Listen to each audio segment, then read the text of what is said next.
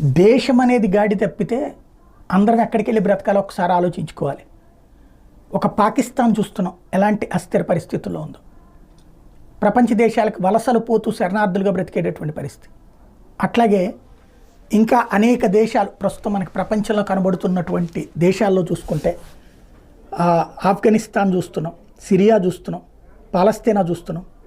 ఇక్కడ భారతదేశంలో అట్లాంటి జాతుల సంఘర్షణని రెచ్చగొట్టేటటువంటి శక్తులు రెచ్చిపోతున్నాయి.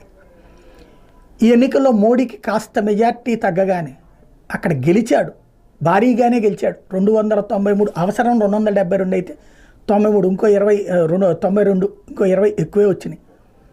అయినా కూడా ఇక్కడ తగ్గింది కదా, గెలుపులో కాస్త తగ్గింది కదా అన్నటువంటి ఉద్దేశంతో రెచ్చగొట్టుడు చర్యలు ప్రారంభించారు వివిధ ప్రాంతాల్లో ఉన్నటువంటి వాళ్ళని. ఖలిస్తానీ ఉద్యమం పెంచే ప్రయత్నం జరుగుతోంది.